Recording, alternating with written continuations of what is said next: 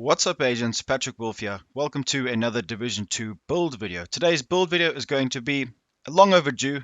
I should have released this a bit sooner. I was caught up in all the skill builds and all the new kinds of possible metas and all that, but I kind of forgot to put out my best raid build. Now, I haven't been playing the raid too often. Currently, guys, funny enough, I actually can't find a raid. I've been trying to join a raid. I've been trying to invite people. I can't get a full lobby or even 4 people. And my clan members aren't really playing the game anymore, so it's a bit sad. But I just wanted to show you guys my best raid build for TU6. The updates that have come into the game will change your build, and it should. If it hasn't from TU5, you've got to do some tweaking. So I'm just going to go over this build. It's going to just be a simple build video. There's going to be no footage. This does work, though. I have been playing with this in all kinds of PvE in the game, heroic missions, and it's a blast to use. There's a lot of utility. All the pieces are perfectly suited to the raid. Remember, guys, there are 3 parts of the raid where you need to build towards. Technically, you should have 3 different builds for the raid, but this build is a combination of all the necessities to go through the raid with one build, because I can't be bothered to keep changing builds. So with Boomer, it's clear what you guys need. You should actually take Boomer down in one go. That's how we do it. You shouldn't have to kneel Boomer down more than once. You should kill him first, and that's because of the Nemesis. The Nemesis is something that you guys need to have if you want to go into the raid, and especially kill Boomer very quickly. When you go to the Weasel section with all the gas, hazard protection comes in. Health and hazard protection is needed because of the gas in the Weasel boss. We know between the 2 planes. I'm sure you guys know that one. I think that's the 3rd stage.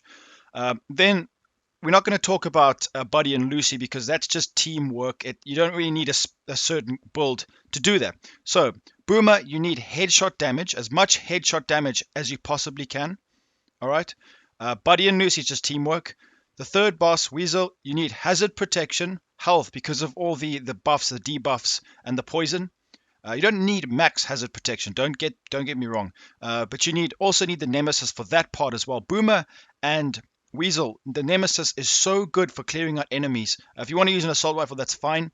And then the final part, that's where the last part of the raid, when you're shooting the drones, you need a bit more toughness, and you need something like Unbreakable for you to give you an extra chance, really, of the raid. So all of that being said, this build is a combination of all the aspects. I put it all into one build of what I will use in the raid any time of the week, because this is exactly how I want it, how I think it should be. Enough DPS and survivability to do this raid, because it is a DPS kind of raid. Now, hopefully we get the next one will be a skill oriented one, but skill builds will not do very well in this raid, if you guys didn't know. All right, let's get into this build, guys. So the first thing we need to go over is the Survivalist Specialization. That's what we're going to be using. Put assault rifle damage. You get extra protection from elites, which is very nice. That's why we use Survivalist, and because of the Seeker Mine. That Seeker Mine is so good right now in TU6. It's my favorite healing skill. This is what I normally use, just to update you guys. So we'll get into that shortly. All right, this is a 7-11-0. We have got 334,000 armor, which is pretty good. It could be higher, but my rolls, unfortunately, they're not too great. 121k health. This is important. Do not go below 70,000 health, agents. Otherwise, you will struggle with the part of the poison when you're facing Weasel and that boss between the 2 planes where you guys have to push the buttons. When the poison comes, you will have a very difficult time, so health is very important. So we have a nice balance. Now, the gun. This is what I like to use this gun. The Pyromaniac is a definite for me because of the 40% weapon damage, because I'm using Survivalist. It all works together. My fire grenades, I'm going to use them, especially on Boomer. I get massive amounts of... Guys, I hit 120,000 a bullet to the head with this build and using this gun. It's really, really good. So I recommend using it, and it applies the burning to enemies. So you'll be burning enemies left, right, and center. It's way easier than you think it is. So definitely use this. Allegro double duty. Mod it for crit chance and damage to elites as the muzzle brake. That's very important as well. And then extra bullets for your magazine. Very nice. We hit massive numbers with that. The Nemesis is a must-have for the raid right now. You can really do massive amounts of damage. It works together with your primary to give you more headshot damage, which is important.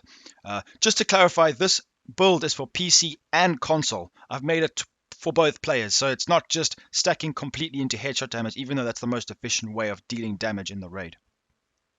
Nemesis is very important. That's for when you're trying to hit the bosses. Your whole team can kill bosses very fast using the Nemesis. I recommend everyone use it for the bosses.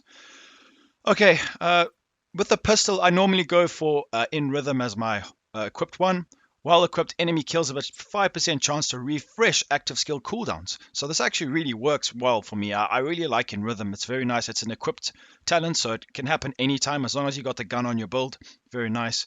All right, so let's get into the mask. You guys are going to have to bear with me. I'm going to have to do a lot of explaining for this. This is a must-have for the damage part of this build. You will do massive amounts of damage using this.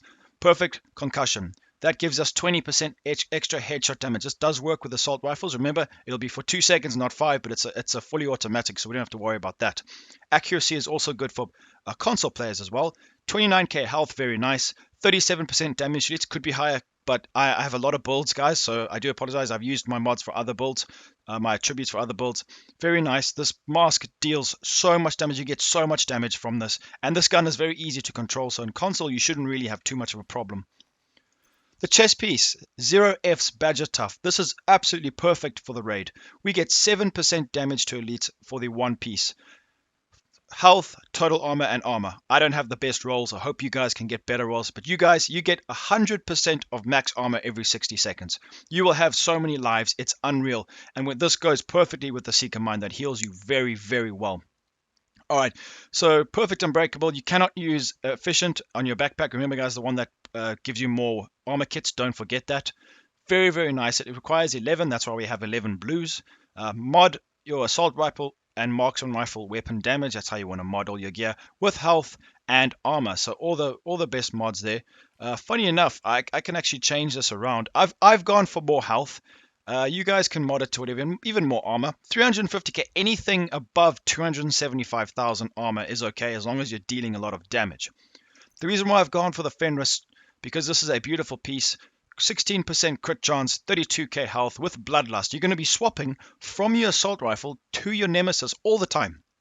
So why not get 15% extra weapon damage? It's perfect. It works extremely well. And you can only lose the buff every 5 seconds. So it really does work. And it only requires 7 reds. That's why we have 7 reds. It's perfect. This is a really nice talent for the raid, guys. I recommend it for everybody. It gives you a nice chunk of damage. It's very, very good. And then, and plus, we do get 10% AR damage. All these pieces are there for a reason as well. That's why this build is so good. So we do get assault rifle damage with that as well for Fenris. The backpack. This is a beautiful backpack. A 511. We've got 2 511s, guys. Very important. 5% protection from elites. Let me tell you now, that is a big deal. 5% is a chunk. It doesn't sound like a lot, but it makes a difference. 10% extra incoming healing. Massive, because we have no skill power, but we have active mods from the Survivalist Seeker Mine, so this will go down very well.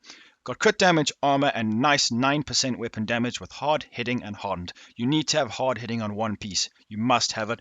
And for me, this is a good in slot because hardened is nice, gives me extra armor. Modded for armor there as well. The gloves, 511 again, very nice, extra incoming healing there. Assault rifle 7, devastating. The reason why I did that and not precise is because it's a console and PC build. If you're on PC, probably go for precise. If you're better at hitting headshots, that would be better. But I just wanted to give it a neutral effect. This is for range. I can't hit my headshots all the time, so I like using devastating there. It's up to you guys what you want to go for, as long as you try and get 511 gloves. Very nice. Then you can't go wrong. The typical Eula God knee pads, 5% total armor, 11% total armor there, with hazard protection. Insulated is very good for this. This is because of Weasel, the Weasel section. As I said before, different parts of the raid require different attributes. This is to go for Weasel, so this will help us a lot with that pesky gas and all that. So this was really, really good. I put some more health over there. Very nice. Some explosive resistance on this build as well. Then we're going to go over this bad boy right here. This is the reason why we survived so well, guys. So currently, the Mender Seeker Mine is one of the best ways to heal in the game if you don't have a lot of skill power. Because have a look over here, guys. Because of the Survivalist, we get 80% skill haste and 50% healing for no skill power. So basically, you get your Seeker Mine every 20 seconds, which is unreal because it lasts extremely long and it heals you for 28,000 HP. It's so good, especially because we're not like rocking 500k armor. It heals us extremely fast. And the thing is with this mine is you don't have to stay in the heal. If you touch the heal, you can move out of the heal. I don't know if you guys knew that, and it still heals you. It's really good. So definitely, this is why I've made a combination of the 511 with the incoming healing, with the Seeker Mine. Everything synergizes so well. You get extra life from the Badger Tough 0Fs through 100% of your armor back through Unbreakable. You get all that headshot damage, plus massive weapon damage by just swapping to your Nemesis to deal even more damage, using fire grenades, setting enemies on fire with the Pyromaniac, get more damage, and we're getting all that healing. It's such a good build, and it really synergizes extremely well. This is the secondary skill is up to you guys. I think a lot of people like Jonas. I do. It doesn't matter what you mod on there. The Star Hive, it gives you another chance to be revived so your teammates don't have to run all the way, especially in the last part for the final boss. It's a bit annoying. Razorback, I'm sure you guys know, you stick to your segments, so it's a bit difficult for players to have to run across the map to heal you, to revive you, so it's quite important to use the Restorer for Razorback. So yeah, pretty much that's the build, guys. It's extremely good. This is how I run my raid builds in TU6. Even though I haven't played the raid, like I said, this is how I would do it, and I know it works. I've been testing this a lot in PvE. It's just really, really good. It synergizes amazingly. So we're going to go over to the stats. We've got a lot of damage here. Don't be fooled by the low base damage of the Pyromaniac. It makes up for it, guys. Like I said, 110 to 120,000 bullets, 1,000 damage a shot with this gun to golden NPCs. It's insane. Just going to scroll through there. All weapons damage 15.5, 36% assault rifle damage. It's not including the Pyromaniac buff, which is a further 40, and from Bloodlust a further 15, so massive amounts of damage there. Damage to elites is 74%. It's all about the DTE for this raid, boys. Make sure to have damage to elites. 74% is very good. Alright, so we've got everything there. Perfectly unbreakable, perfect concussion. Very, very nice. We're going to go through it quickly. Health is very important, like I said. Protection from elite. Have a look at this, guys. So that 5%, right? We stacked from the Survivalist Specialization. Make sure your Survivalist is completely active. AR damage, marksman rifle damage, and have everything else active. It gives you the Mender Mine and 15% protection from elites, which is great. You also get skill haste and stuff like that. I'm sure you guys know the skill tree by now. So protection from elites, very, very nice. It's very good. Now, we could stack this and use the one of the named brand gear sets, but you get that from the raid, and I didn't really want to put any of the raid exclusives or what used to be exclusive to the raid in it, because maybe some of you guys don't even have the new gear sets yet. So that's why I wanted to make this based on the normal gear, because I feel like that would be a bit of a waste. Explosive resistance could be more. Hazard protection, 30% is enough. You don't need 100. People might say, put 100, put the Hollow Man. That's up to you. I want to get extra damage. We don't need that hazard protection. We're not going to be on fire or burning too much. It's for the part with the gas. It's enough. You'll survive, no problem. It shouldn't be an issue with this build, especially because you have a second life. So it just really works. So yeah, that's pretty much the build, guide. It's my best raid build. I hope you did enjoy this video. Please leave a like and make sure to sub to the channel, and I'll be seeing you guys in the next video. Peace out, boys.